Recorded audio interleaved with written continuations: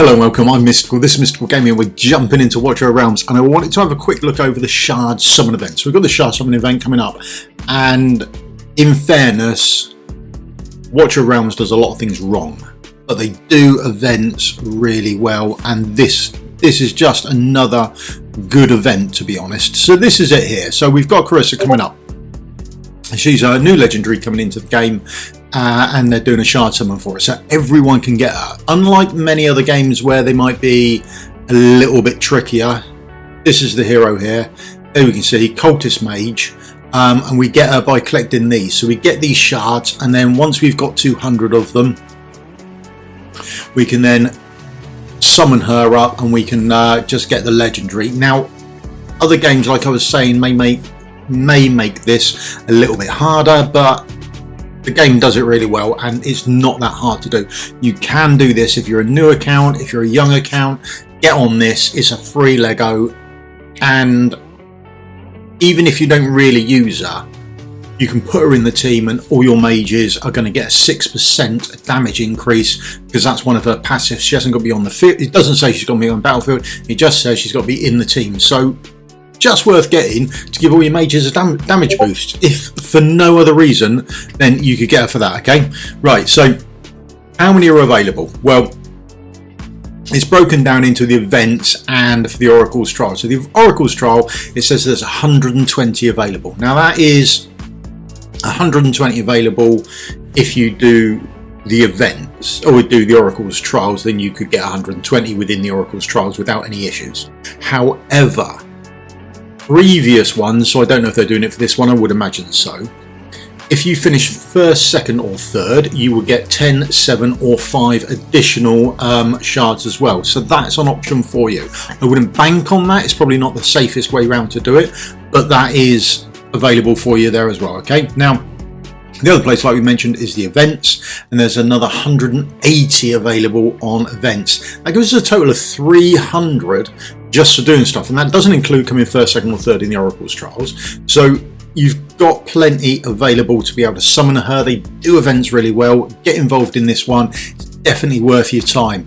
So let's clear this off and have a look at the calendar itself. Okay, so we bring the calendar up and have a quick look at it. This is the calendar they've supplied for the events. Okay, so it all kicks off this week, or sorry, it all kicks off on Thursday for us. Okay, that's when it's actually going to start. So one of the things to note is if you do not want to summon anything, you can just about clear this up. If you do the gear raids 1, 2 and 3 and the artifact events, you'll get 50 for that.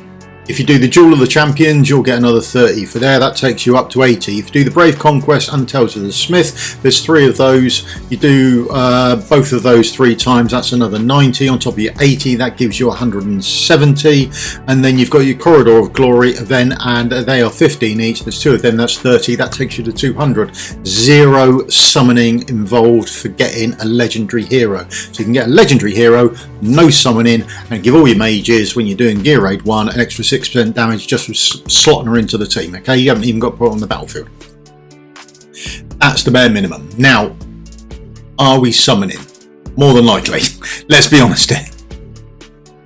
So this weekend's summoning is really, really good. However, you don't want to start summoning till at least Friday. Okay, do your summonings at the earliest on Friday would be my bet. Now we've got the Spiritual Altar and you've got Arrival of Heroes there, so you can double dip and you can get points in those for summonings. So that's absolutely fantastic.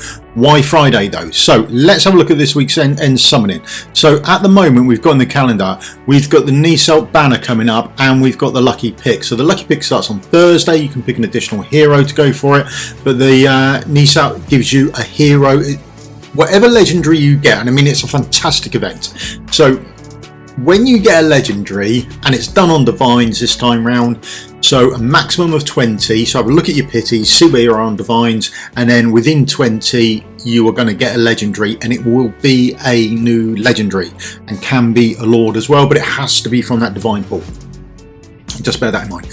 So you're going to get a new legendary. That may change what you want to do and your pick for your lucky pick as well. Okay, so just be aware that one event's going to give you a brand new legendary and one of you is going to manage you to pick. Okay, so you might want to play around with those. I will wait until Friday. I will do my guaranteed brand new spanky legendary first, and then I'll go into my lucky pick as well, because it may change what I want to do. Because if I get Vaughn for my brand new spanky legendary through divines, then I'm not going to pick him on my lucky pick. I'll pick something else. There you go. So I will be summoning, and I should imagine most people will be this weekend, so you can do some summoning there and you can get some more shards available. Right, the other weekends, you still got an Arrival of Heroes and a Spiritual Altar the following weekend, being the weekend of the 20th to the 22nd, and then the weekend after that you've got an Arrival of Heroes event, and you've got a you've only got the Arrival of Heroes event. There's no Spiritual Altar to go with it. And then I want to imagine the weekend after that is when we're going to really start hitting into the anniversary stuff. Okay, so you might want to sort of bear that in mind. Hopefully this will be my big summoning weekend this weekend, and then I won't summon that weekend, I won't summon that weekend, and then I'm jumping into the anniversary having saved up for 2 weeks solid. Okay, that is my plan. However, we know they chuck these banners out and it all could go to pot for me, but there we go, that's my plan A. Now the other things we want to be aware of, so we've got Duel of the Champions here as well. We've got 2 events, Duel of the Champions, we've got 2 of them, and they're going to give us 15 each. Now should we do those? Absolutely, 100% we should do that event, because when we do the Duel of the Champions, normally it's pretty much available. That's the old Duel of the Champions thing, that's the one I'm on at the moment. Even if you lose all your fights, okay, you would still get enough points through what you get given daily normally in previous events to actually clear this off and get the 15, so you should absolutely do that then. Next event going up is the Tales of the Smith event. Now let's go and have a quick look at the Tales of the Smith event. So this is the Tales of the Smith event that's on at the moment. Okay, now last time on the previous one it was only an epic one, but they did put the shards available before the 6,500, which was really generous of them, to be honest. It was absolutely fantastic. Now the other thing is they normally split the shards as well, so you'll find the first set of shards available will be for 5, and then there'll be another space closer probably to the 6.5, hopefully not after it, will be for the 10. So bear that in mind if you're going for this event and you're doing it. Make sure that you get enough, you've got enough stuff there to level up and get the 5 if you're not pushing all the way to the 10, but if you are going to push on, make sure you've got enough to do that. Now a quick one on this, if you're short of gold, I mean if you've been playing the game for a while and you're a year or so into your account, you're probably not that short of gold and this isn't an issue for you. If you're in that sweet spot where you've just about getting your mythic gear, the red stuff, and gold is expensive for you, save up all your red coloured gear, the mythic gear, level it up to 12 to see if it's any good, okay, and that's the sweet spot. You get more points per gold for the Smith event by leveling your stuff up to 12 than sort of any other way round, okay. That's only points per gold. It's not if the gear's any good or anything like that, okay. So if the gear's good, you might want to roll up to 16, but that would be more expensive for you and you'll get less points for the amount of gold you spent, okay.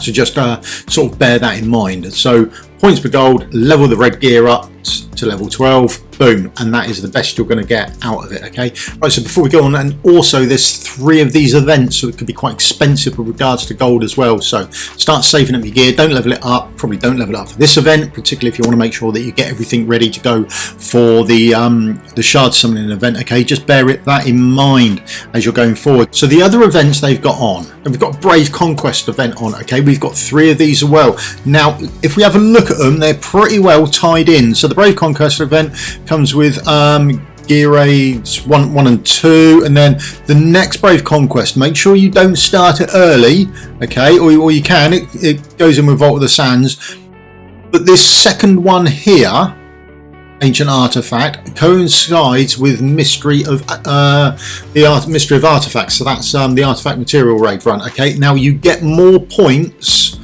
doing the artifact material raids than you do doing gear raids 1, 2 and 3, okay. So that one is going to be much cheaper for you if you've only going to do one, or you're only going to push all the way in one of the Brave Conquests. Do this one, it's going to be cheaper on stamina for you if stamina is your issue, okay. So just something for you to bear in mind of there. And then the third one ties in nicely with and Gear Raid 3, and we all like Gear Raid 3 because we like our Soulbound Arcana, we like our Infernal Roar.